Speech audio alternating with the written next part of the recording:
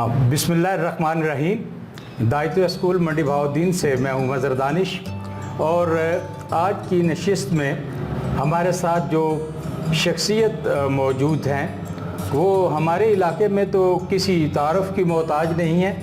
जनाब मंजूर वासिफ साहब, आपने दीवान गालिब का मंजूम तर्जमा किया, फ़ारसी कलाम आपका बेशुमार है, उर्दू कलाम, पंजाबी कलाम, आप एक कादिरुल कलाम शायर हैं। तो आइए आपसे मिलवाते हैं जनाब मंजूर वासिफ साहब को। जी अस्सलाम वालेकुम सर। वालेकुम अस्सलाम।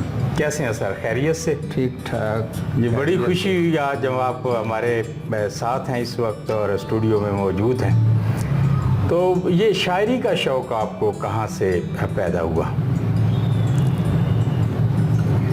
शायरी का शौक़ छठी या सातवीं में ग़ालिबन 74-75 के सन में स्कूल पढ़ते हुए आपने गुजरा गवर्नमेंट प्राइमरी स्कूल, फिर हमारे ज़माने ही में उसको दर्जा मिला मिडिल का, तो पहली क्लास छठी में हम ही बैठे। सही। 5वीं तक वो प्राइमरी स्कूल था, छठी जमात हम ही पहली दफ़ा उस मिडिल स्कूल में हम ही बैठे। सही। 7वीं के तलबा बाहर से आए। तो उस वक्त मैं ये मंजूम दास्तानें जो मेरे अब्बा जी के किताब खाने में हुआ करती थी, मैं उन्हें देखता रहता था जब से हर्फ शनास हुआ। जी जी। तो उनको पढ़ते हुए, चूँकि उसमें एक मौजूनियत हुआ करती थी, खतूत जदवल लगी सफ़ात पर, उन एक मौजूनी नज़र को भी वो भाती थी। सही है। तो उसमें वो जैसे मिर्ज़ा साहिबान, ससी पुन, हीर वारिस शाह, इन दास्तानों में खतूत होते थे किरदारों के नाम, यानी सोनी के नाम महिवाल का ख़त, महिवाल के नाम सोनी का ख़त, तो वो मंजूम खतूत हुआ करते थे उसमें। जी जी। तो मैंने, मेरे अब्बा जी उस ज़माने में के पढ़े हुए थे, उनसे लोग खतूत लिखवाने आते थे। वो आम रूटीन में उर्दू जैसे राजुल वक्त था, नसर में खतूत लिखते या पढ़वाने आते उनसे।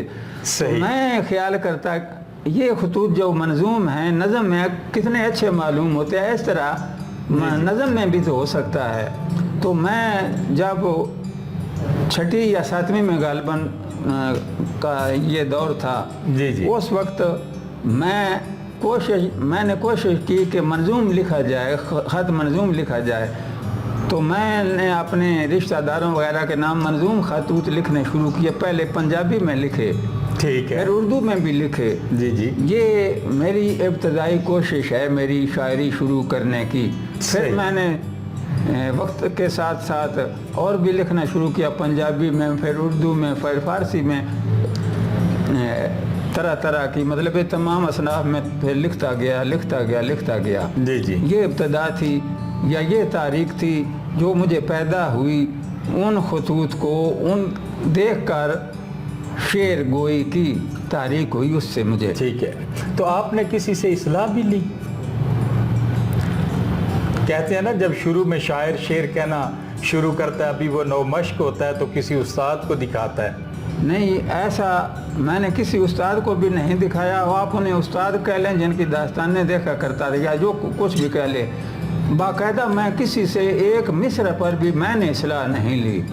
ठीक। तो आपने कहाँ तक पढ़ा स्कूल में? स्कूल में 8वीं तक Gojra government middle school Gojra, उस वक्त हाई नहीं था उस वक्त हमारे ज़माने तक। जी जी। तो 2 जमातें 9वीं और 10वीं मैंने गवर्नमेंट अब्बास हाई स्कूल बुक्कन से, हमारे करीब ही है, 1 मील 1.5 मील हमारे से फासला है वो, हमारे गांव से या हमारे शहर से। जी जी। वहाँ से 2 क्लासें मैंने ग़ालिबन 1979, 81 में 10वीं पास की वहाँ से। ठीक है। 10वीं तक ही पास किया, आज से आगे नहीं पढ़ा। اچھا میٹرک آپ نے وہاں سے میٹرک- کیا، میٹرک اس کے کیا۔ بعد پھر آپ اپنے ذاتی کام کاج میں لگ گئے، آپ کا یہ چونکہ تعلق ذاتی کام کاج بھی 4-5 سال پیچھے شروع کیا لکھنے پڑھنے کا، اسی میں لکھنے لگا رہتا، پڑھنے میں لکھنے میں کتابیں پڑھنے میں، شعراء کی یا نثر کی یا نظم کی کتابیں پڑھتا رہتا، اور ساتھ لکھتا بھی رہتا۔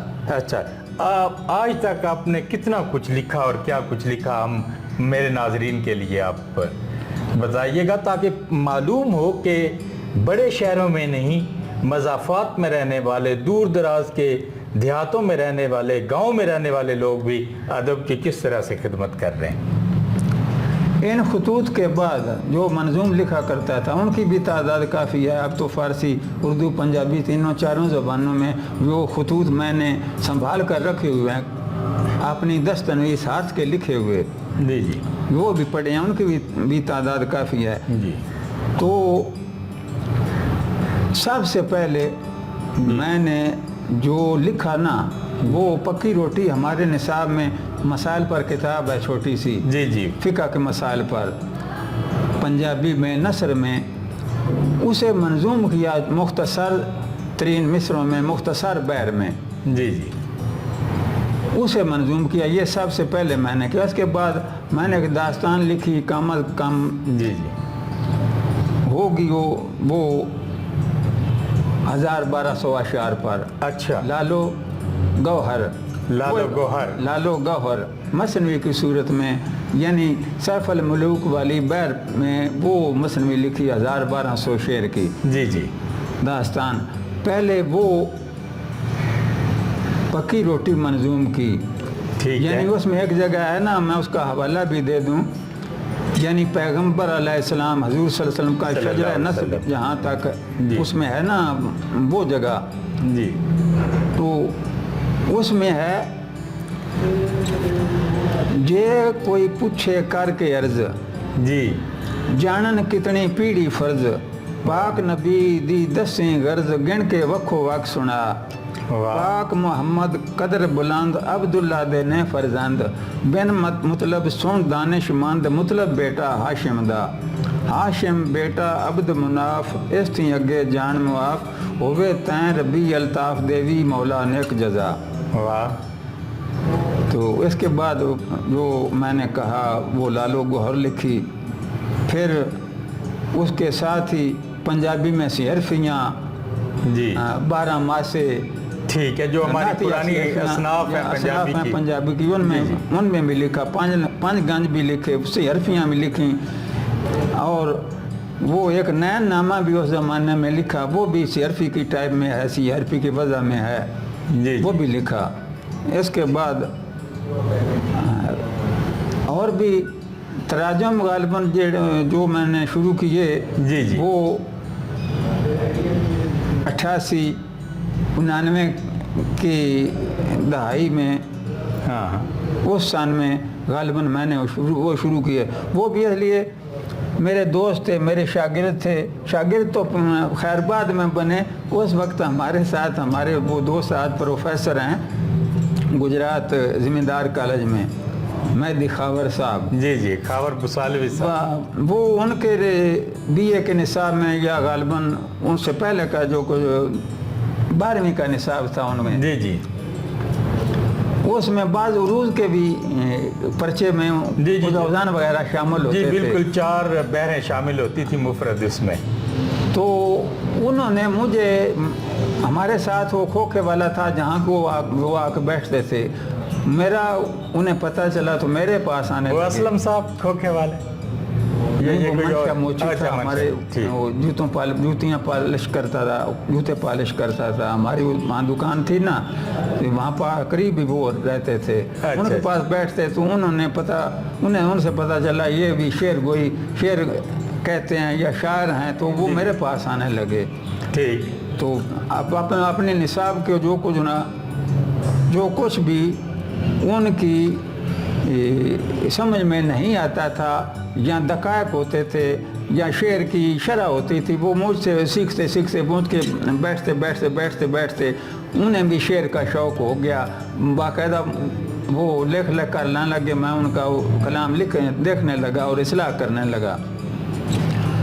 تو ان کے نصاب میں غالب کا کلام بھی نصاب بھی کی کتابوں میں شامل ہوا کرتا تھا۔ ان کے بعض اشعار، جی جی، اکثر اشعار ان کے وہ سلیس زبان میں ہوا کرتے، جو نصاب میں شامل ہیں نا غزلیں وغیرہ، وہ بڑی مشکل نہیں، سلیس ہیں۔ تو ان کے بھی دقائق و معارف کو تک رسائی ان کی نہیں ہوتی تھی، مجھ سے پوچھتے تو میں انہیں بتاتا۔ تو میں نے کہا کیوں نہ انہیں منظوم کر دیا جائے اس دیوان کو۔ تو میں نے وہ سلسلہ شروع کر دیا، اور وہ سلسلہ یہاں تک آج پورا دیوان اردو مرزا غالب رحمۃ اللہ علیہ کا منظوم صورت میں میرے پاس موجود ہے، میرا ترجمہ کیا ہوا۔ جی، وہ سارے کا سارا اپنی، اس کے علاوہ جو کوئی تخلیقات ہیں میں اردو کی، پنجابی کی، وہ اس کے علاوہ ہیں۔ ان خطوط کے علاوہ یا ان تراجم کے غالب کے اس دیوان کے علاوہ بھی تراجم غالب کے فارسی کلام سے بھی کافی میں تراجم کیے، ان کے کلیات فارسی سے۔ جی جی، 50-60 غزلیں قصائد وغیرہ اس سے بھی میں نے ترجمہ کیے۔ وہ تفنن طبع کے طور پر ٹھیک، اقبال کا کلام بھی اردو اور فارسی، اس سے بھی کافی میں نے ترجمے کیے، منظوم اردو ترجمے سارے میں نے پنجابی زبان میں کیے، اردو سے یا فارسی سے۔ صحیح ہے۔ حضرت امیر خسرو کے ترجمے بھی میں ان کے بعض غزلیات کے، حضرت حافظ شیرازی کے بعض غزلیات کے، 2-4 مرزا بے دل کی فارسی غزلیات کے، زبردست، زیب النساء مخفی کے بعض تراجم میں نے کیے۔ اقبال کی مثنوی پاسچ باید کرد اے اقوام شرق، اس کا ترجمہ بھی غالباً نصف ہوا پڑا ہے، نصف ہوا پڑا ہے اس کا۔ نہیں، یہ اتنا زیادہ آپ نے کلام لکھا، میں تو مطلب حیران ہوں، اتنے تراجم آپ نے کیے، آپ کا اپنا ذاتی کلام بے شمار ہے، تراجم بے شمار ہیں، دیوان غالب کا پورا ترجمہ ہے، تو کبھی اس کو چھاپنے کا نہیں ذہن میں آیا کہ یہ چھپ جائیں؟ چھاپنے کا تو خیال ہے، مگر وہ اس کا خرچ جو اس پہ خرچ ہے کتابت کا یا اس کی طباعت کا یا اس کے مصارف جو اٹھتے ہیں، وہ یکمشت میرے پاس نہیں، اور بعض ادارے جو ہیں ان تک میری رسائی نہیں، یا میں نہیں جا سکتا، بعض مصروفیات میری ایسی اکیلا ہوں، تو وہاں تک مجھے ان کی مصروفیات کی وجہ سے وہ معلومات یا اس سے کوشش ہی نہیں ہو سکی۔ تو آپ آج ہمیں دو چیزیں، مطلب ایک ترجمے سے 3-4 شعر سنا دیں، کوئی پنجابی کلام کے، کوئی ترجمے کے سنا دیں، یا ویسے جو آپ نے خود اپنا ذاتی کلام لکھا اس میں سے ناظرین کے لیے۔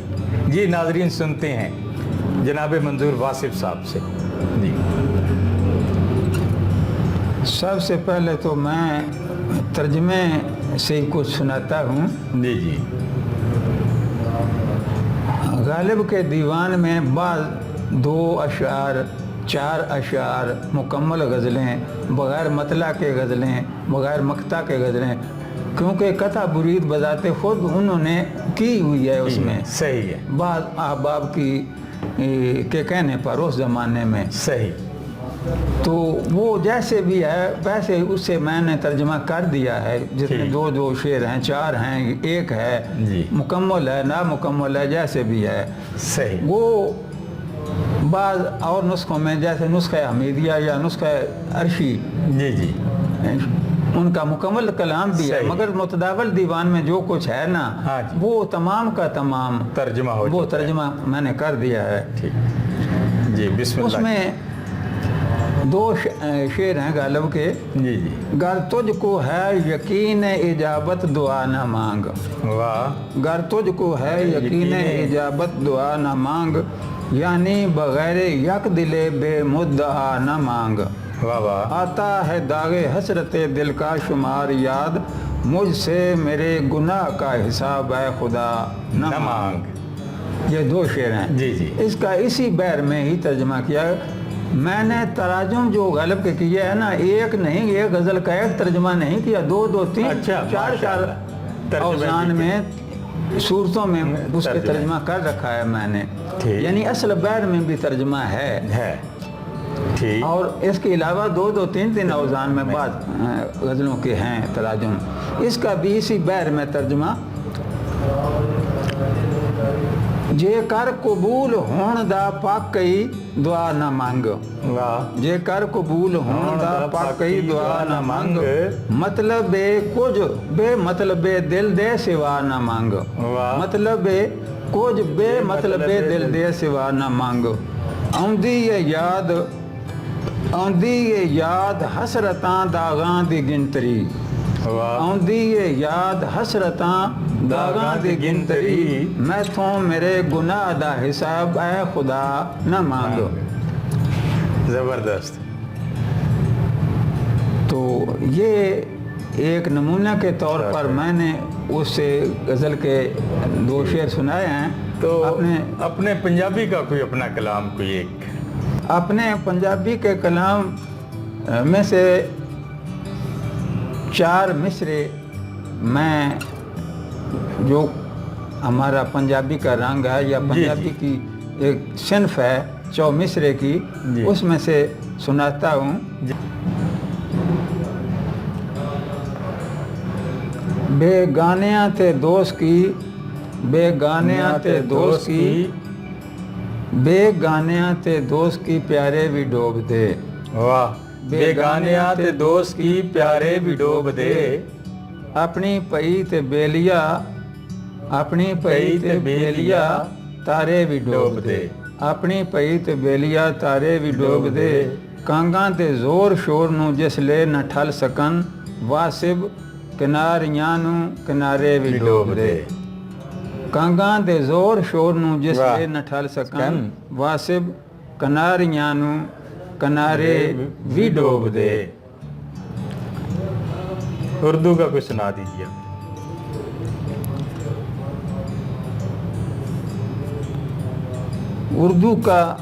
اردو کی ایک غزل کے چند اشعار جو مجھے اس وقت یاد ہیں: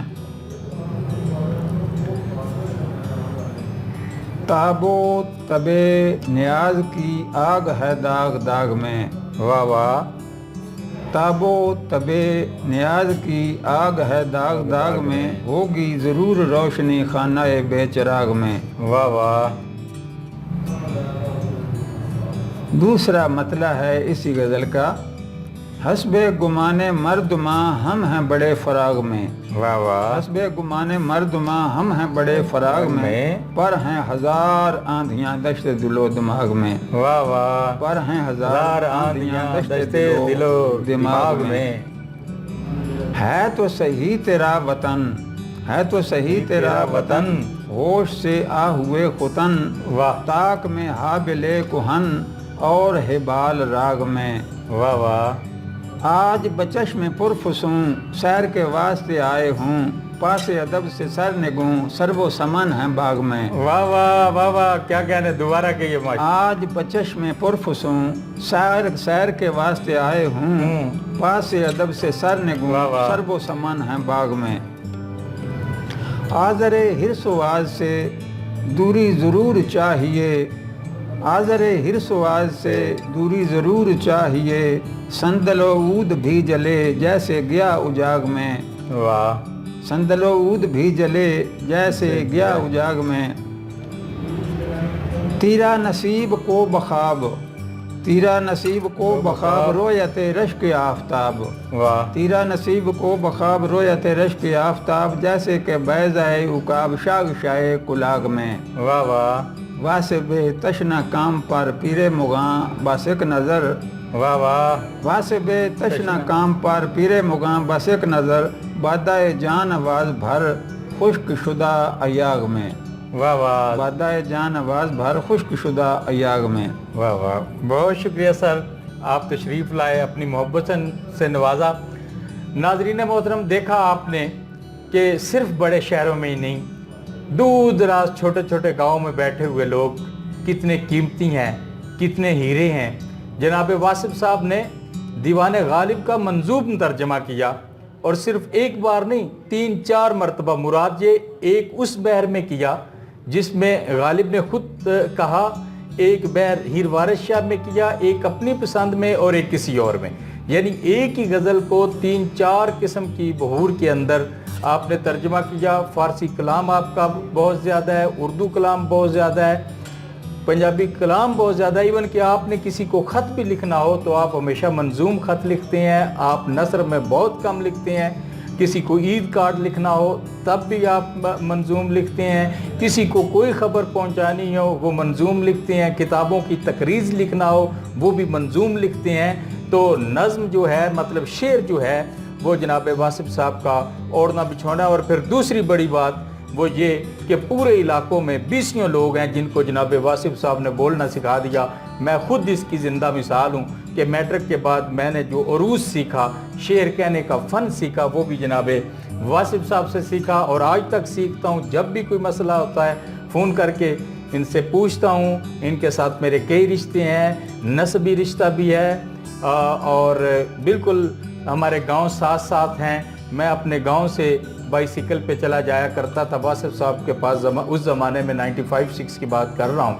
تو واصف صاحب نے بہت سے لوگوں کو لکھنے پڑھنے پہ لگا دیا اور شعر فہم بنا دیا ان کو۔ میں اس وقت ارباب اختیار سے یا جو بڑے بڑے اداروں میں بیٹھے ہوں ان سے میں درخواست کرتا ہوں کہ اتنا وسیع کام جناب واصف صاحب کا، اور اتنا بڑا کام جو وہ وقت کی گرد کے نیچے دب جائے گا، اور اتنا بڑا کام ہے، میں خود سمجھتا ہوں چونکہ میری وہ کام ساری نظر میں ہے، اگر میں اپنی بقیہ زندگی اس کام کو مرتب بھی کر لوں تب بھی بڑی بات ہے، اتنا زیادہ کام ہے۔ تو خدا را اس کو ضائع مت ہونے دیجئے۔ مخیر حضرات جو بھی یہ ادب نواز لوگ ہیں، ادب سے دلچسپی رکھنے والے ہیں، وہ اس کلام کو ضائع مت ہونے دیجئے۔ یہ آپ کا قومی ورثہ ہے۔ اس کے ساتھ ہی اپنے میزبان مظہر دانش اور جناب استاد محترم منظور واصف صاحب کو اجازت دیجئے۔ انشاءاللہ پھر کسی روز حاضر ہوں گے۔ اپنی دعاؤں میں یاد رکھیے۔